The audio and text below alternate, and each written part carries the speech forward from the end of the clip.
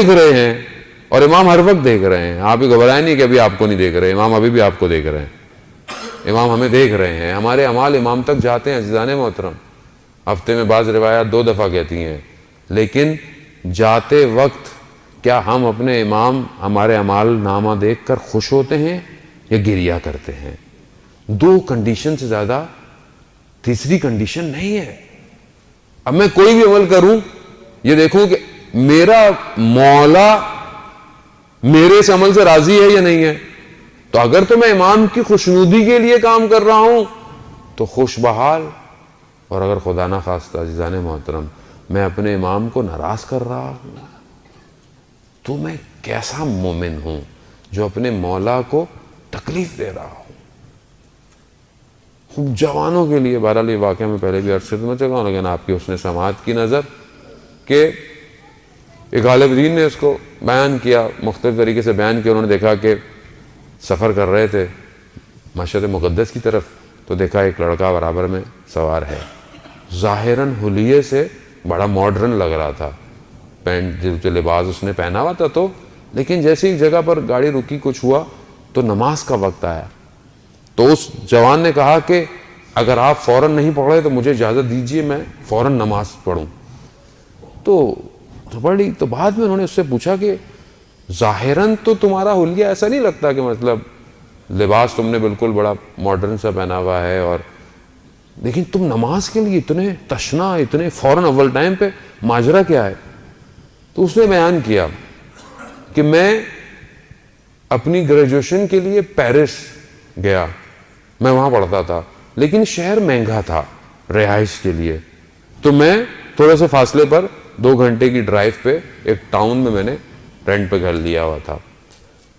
2 साल होने को आए थे, मेरा आखिरी एग्ज़ाम था और उस दिन मेरा एग्ज़ाम 8 बजे था, फासला जो था वो कुछ घंटे का था, लेकिन सुबह एक ही बस जाती थी हमारे टाउन से, तो मैं उस पर सवार हो गया। 6 बजे बस आई, मैं सवार हुआ, कुछ सफ़र चला, बस ख़राब हो गई। अब जब बस के ड्राइवर ने देखा, काफ़ी देर कोशिश की करने की, कुछ नहीं हुआ, तो मैं हाईवे पे चला गया। कुछ और भी लोग थे कि शायद कोई सवारी मिल जाए जो शहर तक ले जाए, लेकिन दूर दूर तक कोई सवारी नहीं थी। अब जब ड्राइवर ने बोला कि अब कुछ नहीं हो सकता, मैकेनिक को लाना पड़ेगा, तो वहां पर मैं एक कोने पर बैठ गया और अपने सर को अपने घुटनों में रखकर, क्योंकि मैं जब, वो कहता है मैं जब आया था यहाँ तो उससे पहले अपने शहर में नमाज पाबंदी से पढ़ता था, लेकिन जब से मैं यहाँ आया था तो कुछ माहौल, कुछ अपनी सुस्ती की वजह से नमाज मेरी ज़ईफ़ हो गई थी, तर्क कर देता था कभी कभी। उस वक्त मुझे शदीद एहसास हुआ, उस वक्त मैंने अपने वक्त के इमाम से तवस्सुल किया। मैंने कहा, या इमाम ज़मान, मैं आपसे अहद करता हूँ, मुझे किसी तरीके से वहाँ तक, मेरे कमरा इम्तिहान तक पहुँचा दीजिए, मैं आज के बाद नमाज अव्वल वक्त में पढ़ूँगा। कहता है कि जैसे ही मैंने कहा तो देखा थोड़ी देर में कोई शख्स आया और उसने ड्राइवर से कहा कि तुम जाओ स्टार्ट करो। उसने कहा कुछ नहीं हो, कह रहे नहीं तुम जाओ स्टार्ट करो। कहता उसने पता नहीं कुछ हाथ लगाया, उसने स्टार्ट किया, बस स्टार्ट हो गई। कहता सबसे पहले बस में कूदने वाला शख्स मैं था, लेकिन जैसे ही मैं दरवाजे से अंदर हुआ तो वो शख्स दरवाजे की तरफ से घूमकर गुजरता हुआ, उसने मुझे सिर्फ इतना कहा, देखो जो अहद किया है उस पर कायम रहना।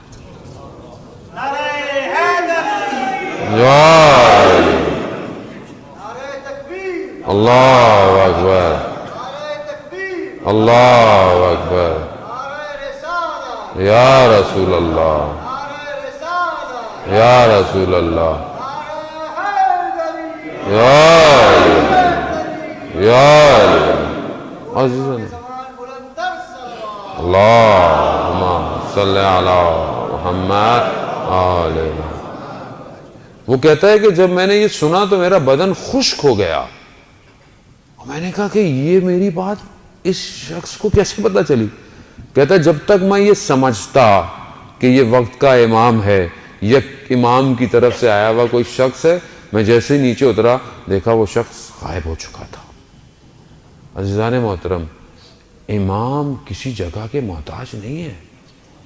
आप दुनिया के किसी हिस्से में भी हो, किसी हिस्से में हो, गांव में हो, देहात में हो, शहर में हो, कहीं पे भी हो, इमाम की दस्तरस में है। अब ये मेरे पर डिपेंड करता है कि मैं कितना इमाम से राबता करता हूं।